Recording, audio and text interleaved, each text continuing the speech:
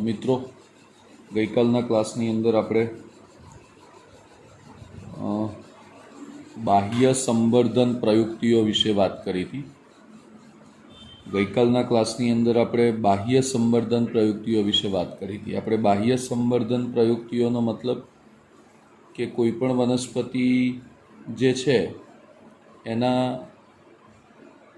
मोटेभागनी सपुष्पी वनस्पतिओ उभयलिंगी के द्विलिंगी है, एटले एमां स्वपरागनयन थाय, पण सतत ने सतत स्वपरागनयन नुकसान करता है अने एटला माटे एवुं ना थाय एटले केटलीक प्रयुक्तिओ दर्शावे जेथी एमां परपरागनयन थई शके।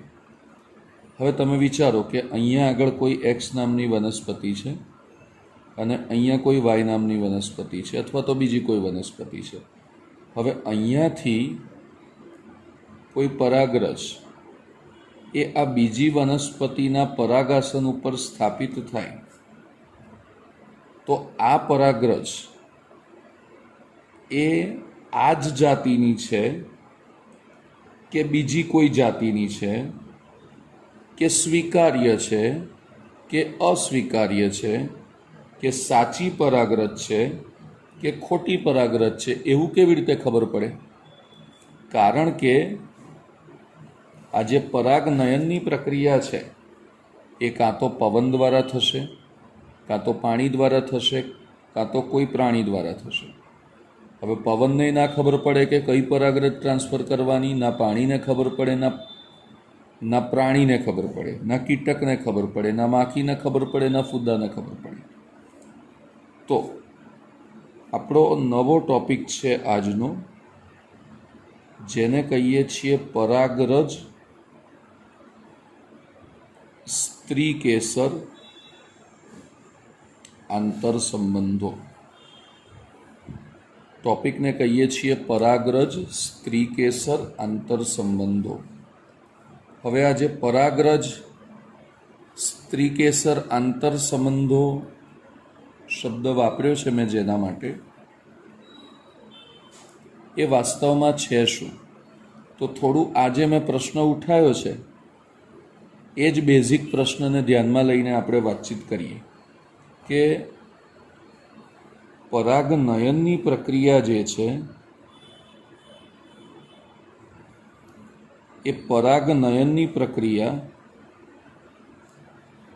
ए योग्य अथवा साची अथवा संगत परागरजनुं ज स्थलांतरण करशे तेवी कोई खातरी आपी शकाती नथी। परागनयन थाय एटले एक पुष्प परथी परागरज जे छे ए बीजा पुष्पना परागासन उपर स्थापित थाय, पण ए परागरज योग्य है, ए परागरज साची है, ए परागरज संगत है, ए केवी रीते खबर पड़े? तो एनी कोई चौक्कस गेरंटी ना होय अने घणी बधी वखत बे ऑप्शन थाय के कां तो अन्य जातिनी परागरज आवी जाय।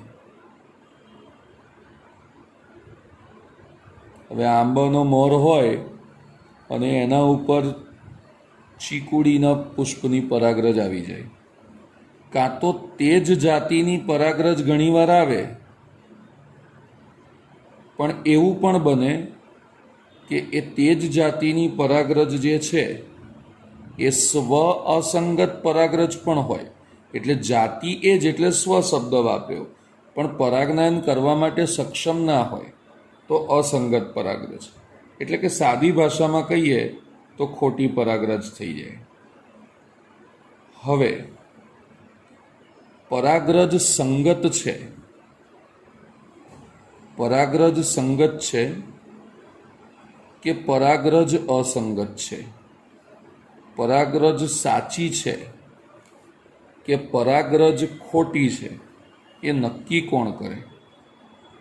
तो मित्रों स्त्री केसरनुं जे परागासन छे ए परागासन पासे परागरजने ઓળખવાની ક્ષમતા રહેલી છે. સ્ત્રી કેસર જે છે એ સ્ત્રી કેસર પાસે પરાગાસન પાસે પરાગરજને ઓળખવાની ક્ષમતા રહેલી છે. એટલે કે પરાગાસન પોતે નક્કી કરી શકે કે એના ઉપર સ્થાપિત થયેલી પરાગરજ એ સંગત છે કે અસંગત, સ્વીકાર્ય છે કે અસ્વીકાર્ય. હવે અહીંયાથી બે ઓપ્શન છે કે જો સાચી પરાગરજ હોય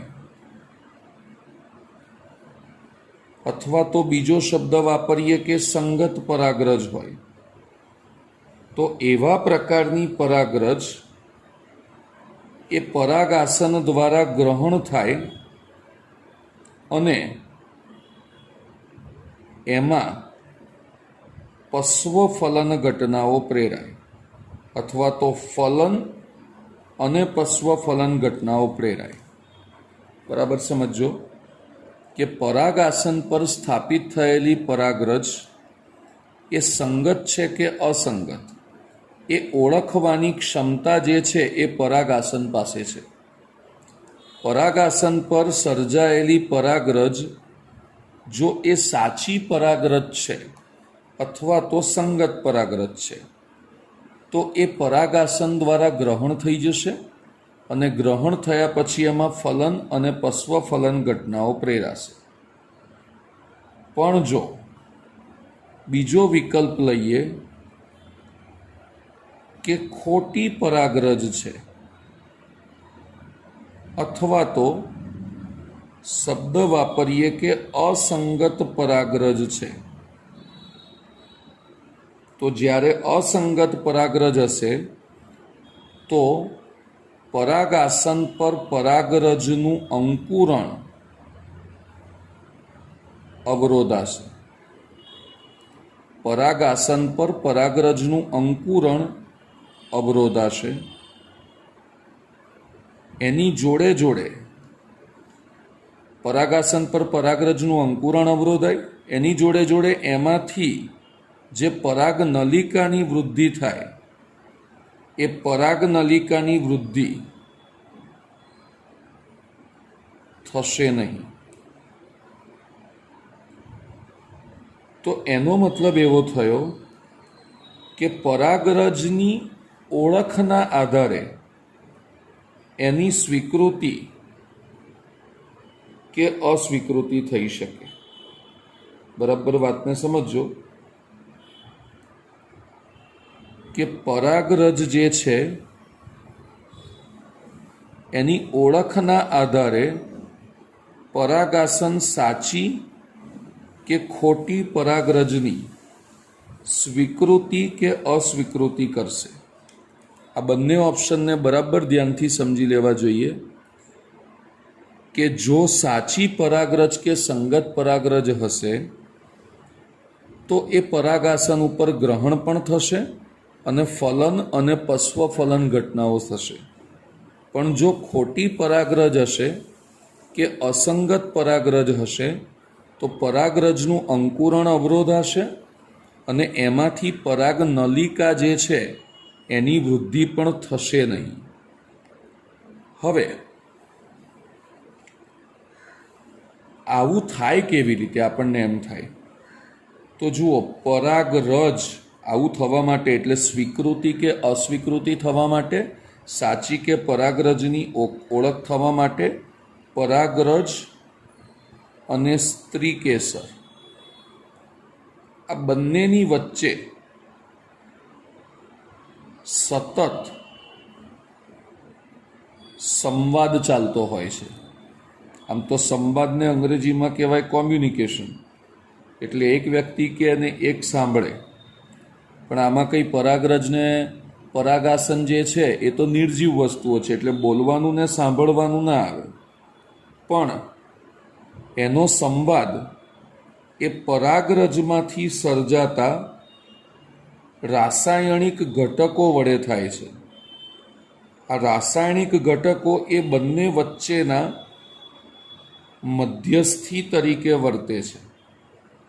એટલે કે પરાગરજમાંથી કોઈ રસાયણ સર્જાય અને એ સ્ત્રી કેસરના પરાગાસન પર કોઈ ચોક્કસ પ્રકારની અસર દર્શાવે. અને ઘણા બધા વનસ્પતિ શાસ્ત્રીઓએ જુદા જુદા પ્રકારની પરાગરજમાંથી ઉત્પન્ન થતા જે રસાયણો છે એની પરાગાસન ઉપર અસર તપાસી અને નક્કી કર્યું છે કે કેવા પ્રકારની વનસ્પતિના પરાગાસન કેવા પ્રકારની પરાગરજને ગ્રહણ કરી શકે. તો આ રીતે પરાગરજમાંથી સર્જાતા રસાયણો જેને ઓળખવાની ક્ષમતા પરાગાસન પાસે છે એ બંને વચ્ચે આંતરક્રિયા કે સંવાદ થાય.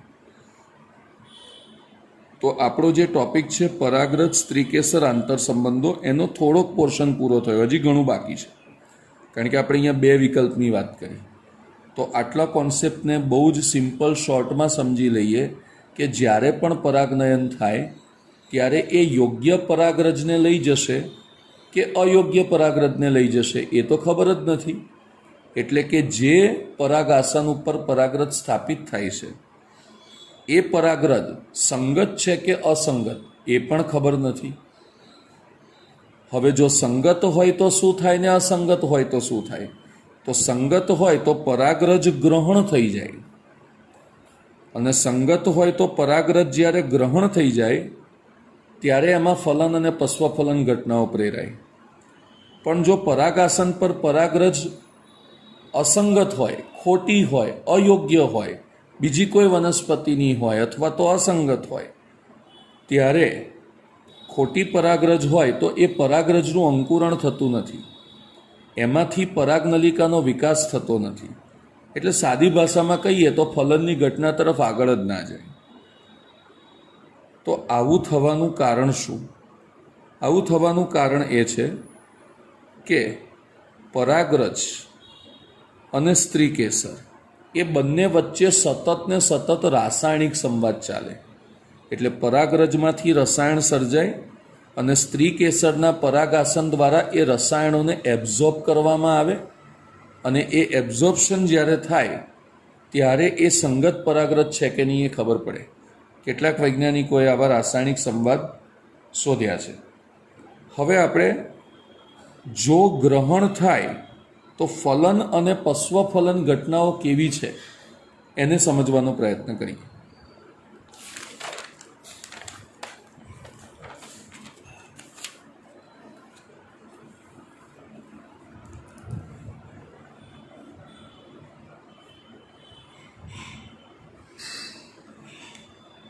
હવે આપણે એક જ વિકલ્પ લઈએ છીએ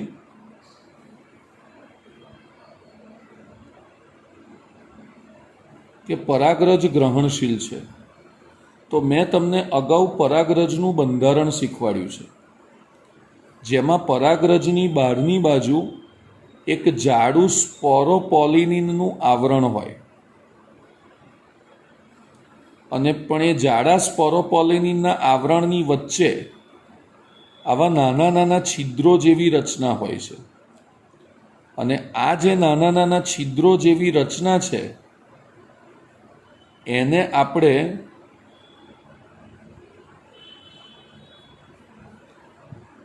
જનન છિદ્ર તરીકે ઓળખીએ છીએ.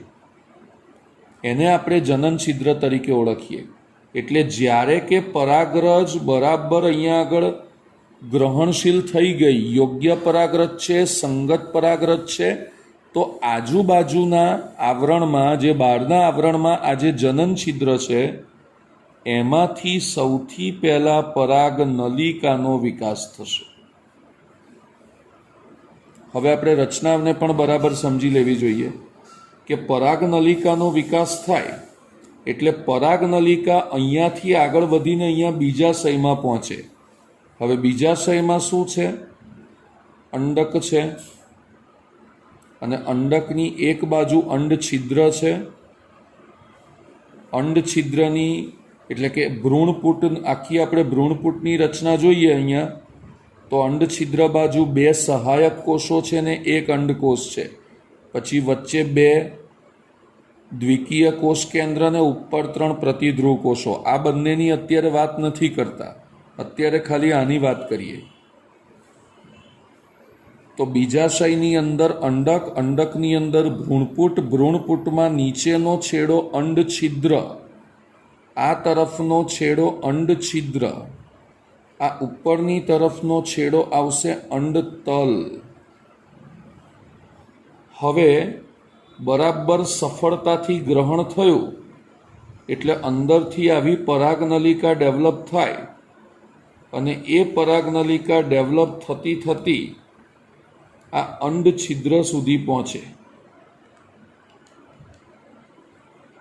આ રીતે હવે અહીંયાથી પરાગનલિકા અહીંયા સુધી પહોંચે એટલે થાય શું કે આ પરાગરજમાં જેટલા પણ સમાવિષ્ટ ઘટકો છે, બરાબર ધ્યાન આપજો, પરાગરજમાં જેટલા પણ સમાવિષ્ટ ઘટકો છે એ બધા જ સમાવિષ્ટ ઘટકો પરાગનલિકામાં વહન પામે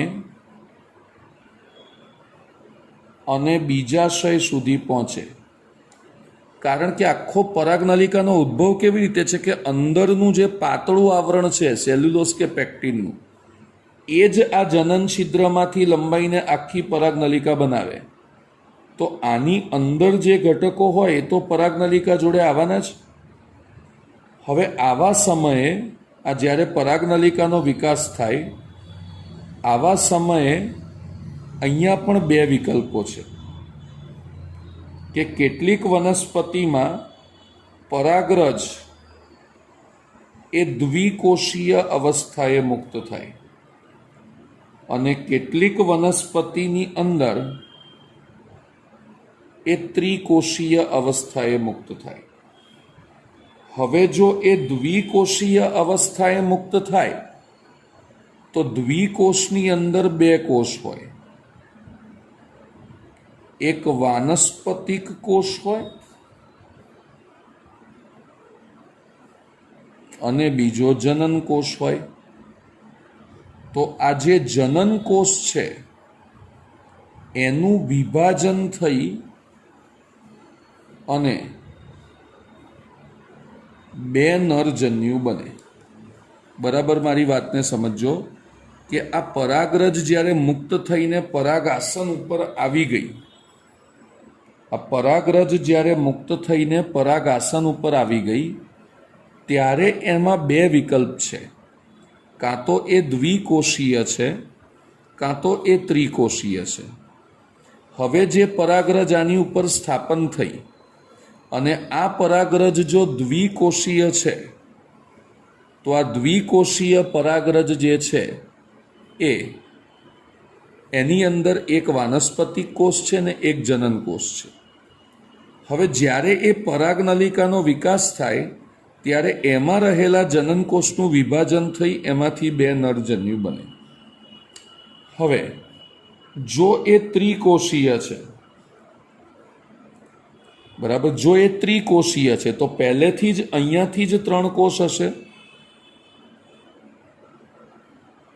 તો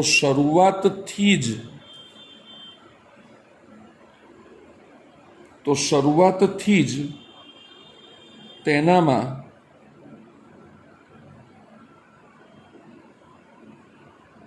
બે નરજન્યુ આવેલ છે. તો જ્યારે પરાગનલિકાના વિકાસની શરૂઆત થાય ત્યારે આપણી જોડે બે વિકલ્પો છે. એટલે કે બે ઓપ્શન હોઈ શકે કે કાં તો એ પરાગનલિકા દ્વિકોષીય હોય કાં તો એ પરાગનલિકા ત્રિકોષીય હોય. હવે જો દ્વિકોષીય હોય તો તમને કીધું એ પ્રમાણે એક વાનસ્પતિક કોષ ને એક જનન કોષ, એનું વિભાજન થઈ એમાંથી બે નરજન્યુ બને. ત્રિકોષીય હોય તો શરૂઆતથી જ નરજન્યુ છે. ટૂંકમાં અહીંયા પહોંચતા એટલે કે અંડ છિદ્ર સુધી પહોંચતા એની પાસે બે નરજન્યુ છે. હવે આ પરાગનલિકા અંડ છિદ્ર દ્વારા અંડકમાં પ્રવેશે છે. આ પરાગનલિકા એ અંડ છિદ્ર દ્વારા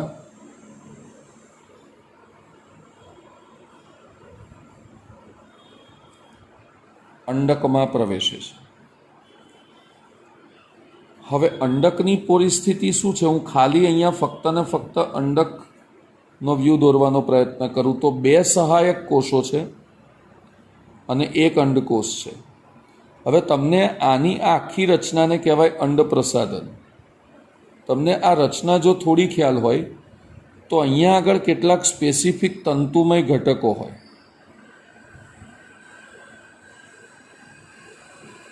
અહીંયા આગળ તંતુમય ઘટકો હોય જેને તંતુમય પ્રસાધન કહેવાય. તો અહીંયાથી જે પરાગનલિકા આવે છે એ પરાગનલિકા આ તંતુમય ઘટકો મારફતે કોઈ એક સહાયક કોષમાં પ્રવેશે છે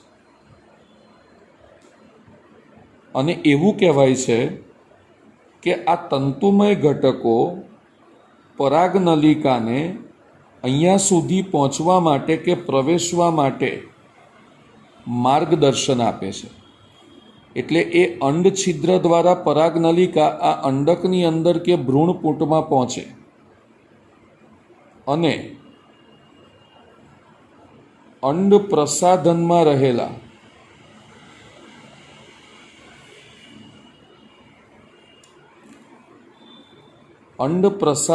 રહેલા જે તંતુમય ઘટકો છે એ તંતુમય ઘટકો દ્વારા આ પરાગનલિકા કોઈ એક સહાયક કોષમાં પ્રવેશે અને એવું કહેવાય છે કે આ તંતુમય ઘટક જે છે એ પરાગનલિકાને અંદર યોગ્ય જગ્યાએ પહોંચવા માટે માર્ગદર્શન પૂરું પાડે છે. તો પરાગરજનું સ્થાપન થયું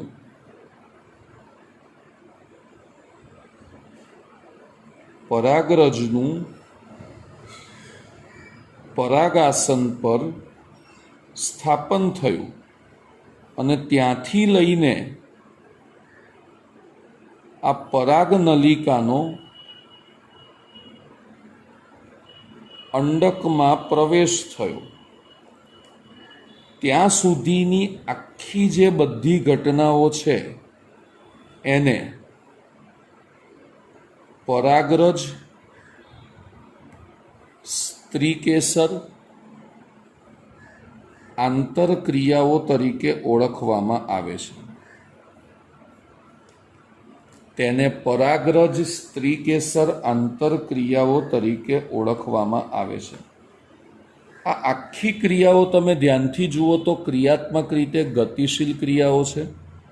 ક્રિયાત્મક રીતે ગતિશીલનો મતલબ એવો કે એ સતત ને સતત ચાલતી રહે છે.